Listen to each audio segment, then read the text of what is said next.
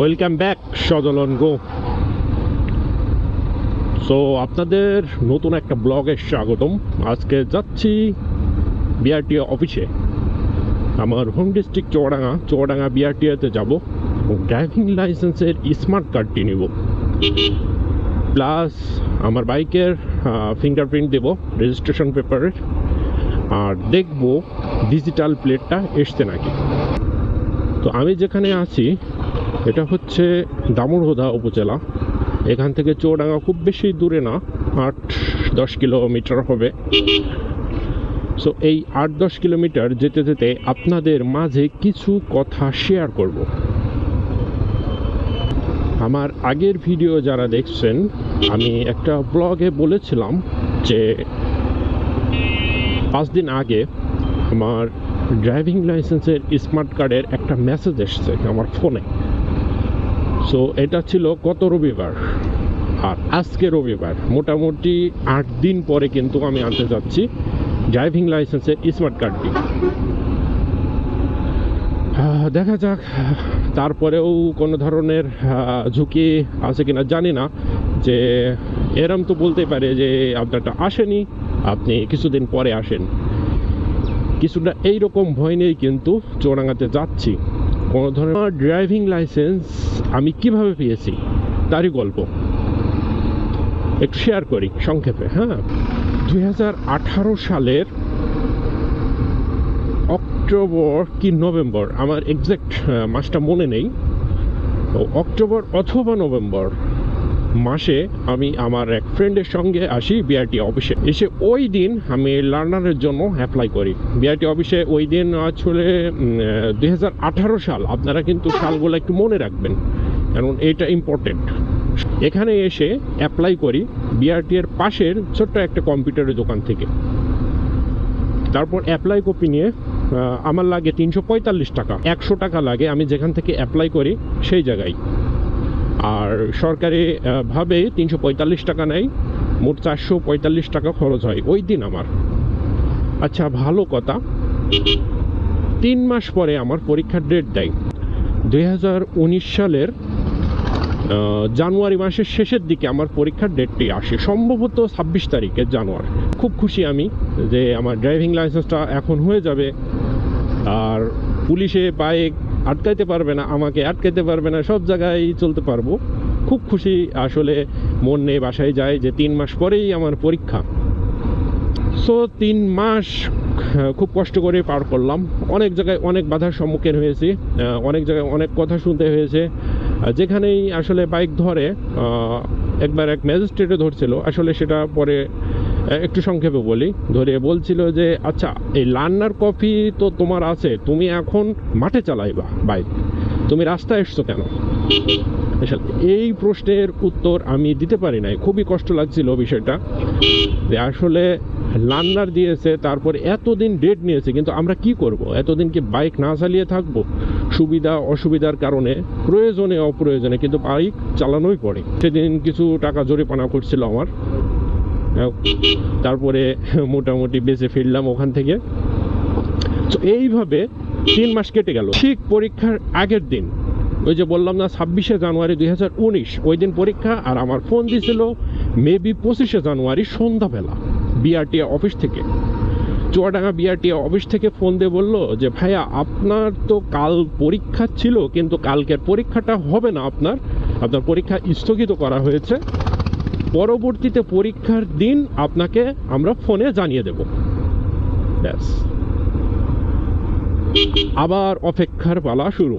একটা দিন, 2টা দিন, 3টা দিন, 1 মাস, 2 মাস, 3 মাস, 4 মাস, এইভাবে অলমোস্ট 11টা মাস পার করলাম আমি। 11টা মাস পার করে হঠাৎ একদিন ফোন দিল বিআরটি অফিস থেকে যে ভাইয়া, আপনার আগামীকাল পরীক্ষা, আপনি সকাল 8টার আগে আমাদের বিআরটি অফিসে উপস্থিত হবেন। সো 11টা মাস যে অপেক্ষা করলাম, যত কষ্ট আসলে আমার হলো, সেই জিনিসটা কিছুটা হলেও লাঘব হলো। এই কথাটা শুনে ভালোই লাগলো। আমার পাশের বাসার আমার আঙ্কেল হয়, মান্নান আঙ্কেল, সুজন ভাই, এনাদের ছোট্ট একটা বাইক আছে, যে ড্যাং 50। যারা যারা জানেন 50cc একটা বাইক খুব সহজেই কিন্তু কন্ট্রোল করা যায় এবং যেখানে সেখানে ঘোরানো যায়, একদমই স্মল একটা বাইক। সো আমার বাইকটা না নিয়ে ওনাদের কাছে রিকোয়েস্ট করলাম, ভাই এই আজকে আমার তো পরীক্ষা, তো বাইকটা দেন। তো ওনারা এক কথায় রাজি হয়ে বাইকটা আমার দিয়ে দিল, বললে যাও পরীক্ষা দিয়ে এসো। ধন্যবাদ দিয়ে ছোট করতে চাই না, এত বড় একটা উপকার করলো। ওই বাইক চালিয়ে আমি একা একা আসলাম চুয়াডাঙ্গাতে সকাল 8টার আগে। এসে বিআরটি অফিসে উপস্থিত হলাম। বিআরটি অফিস থেকে দিক নির্দেশনা দিল যে আপনারা এই পাশেই একটা স্কুল আছে, ওই স্কুলে চলে যান, ওখানে রিটেন পরীক্ষা হবে। তো ওখানে আমরা যারা পরীক্ষার্থী ছিলাম মোটামুটি 300 জন পরীক্ষার্থী ছিলাম ওই দিন। আর দেওয়ার আগের দিন মানে ফোন পেয়েছি আমি আগের দিন, শুধু রাতটুকু আমি সময় পেয়েছি যে কিছু জিনিস মুখস্থ করে নেওয়ার, যেমন সিগন্যাল এবং কয়েকটা প্রশ্ন। তো পরীক্ষায় বসে গেলাম। পরীক্ষার সময় হচ্ছে 20 মিনিট, 20টা প্রশ্ন। 20 মিনিটে 20টা প্রশ্ন লিখতে হবে। কিছু প্রশ্ন আছে 2 লাইনের উত্তর, কিছু প্রশ্ন আছে 1 লাইনের উত্তর। 12টা এমসিকিউ থাকে। 12টা এমসিকিউর ভিতরে আসলে আর 8টা থাকে লিখিত। 12টা এমসিকিউ আর 8টা লিখিত। পাস করতে হলে অবশ্যই আপনাকে 12 পেতে হবে। তো পরীক্ষা শুরু করে দিলাম। আমার সব প্রশ্ন আসলে কমন, মানে কনফিডেন্টলি বলতে পারি যে 20টা প্রশ্ন আমি লিখেছি 20-এ 20ই পাবো। রেজাল্ট শিট থেকে আমার রোল নম্বরটা দেখতে পেলাম যে আমি পাস। খুব ভালো লাগলো। পাস করার পরে এবার ওখানে দিক নির্দেশনা দিল এবার শুরু হবে মৌখিক পরীক্ষা। অনেকেই ফেল করছে। আমরা যারা 300 জন পরীক্ষা দিয়েছিলাম রিটেনে মোটামুটি অর্ধেকই ফেল, অর্ধেক পাস আর অর্ধেক ফেল, এরকম একটা ব্যাপার। তারপরে মৌখিক পরীক্ষা শুরু হলো। মৌখিক পরীক্ষায় অনেকজন সিরিয়াল আমার আগে। তো আমার সিরিয়াল যখন আসলো আমি গেলাম। সিরিয়াল আসার পরে ঢুকলাম। ঢুকে দেখি বসে আছে 2 জন মহিলা।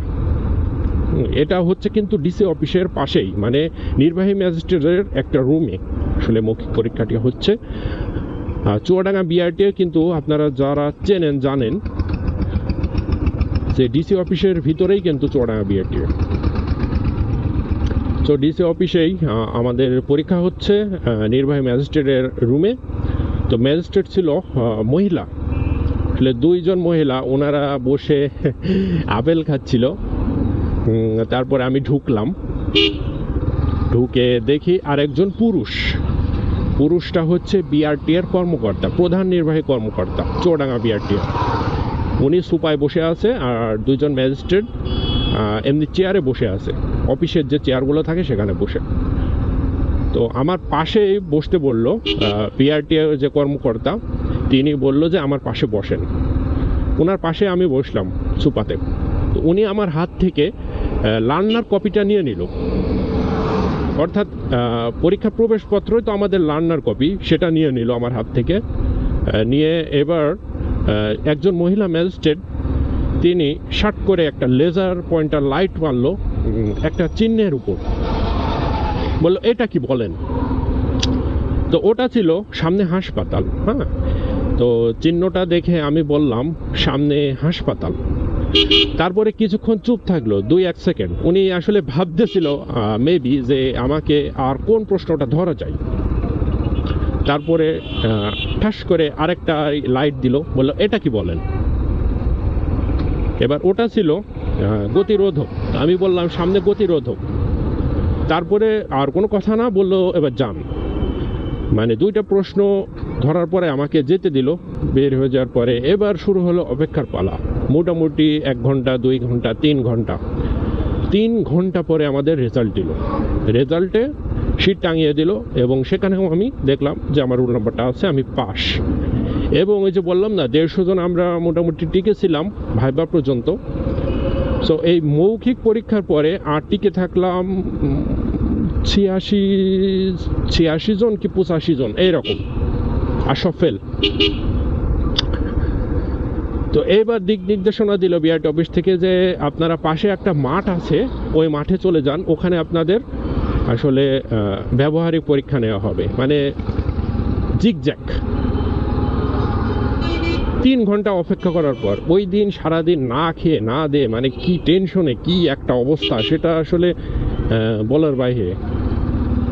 তো আমরা চলে গেলাম, যে মোটামুটি আমার সিরিয়াল পড়লো 30-31 জনের পর। তো আমরা পরীক্ষার্থী ছিলাম বললাম না, যে 86 জনের মতো। তো 30 জনের পরে কিন্তু আমার সিরিয়ালটি পড়লো। তো তার আগে টুকটাক প্র্যাকটিস করে নিয়েছিলাম, যে একটা কনফিডেন্স এসেছিল যে হ্যাঁ আমি পারবো। আচ্ছা, পিআরটি অফিসে চলে এসছি, ভিতরে যাচ্ছি, যে আমি পারবো।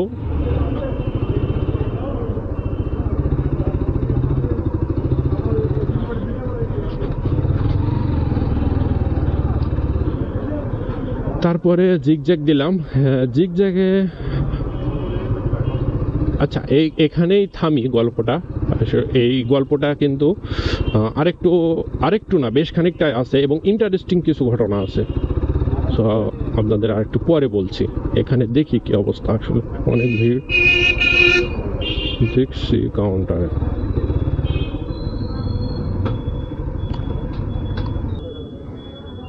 আচ্ছা, ব্যাক করছি একটু পরে, দেখি কি হয়।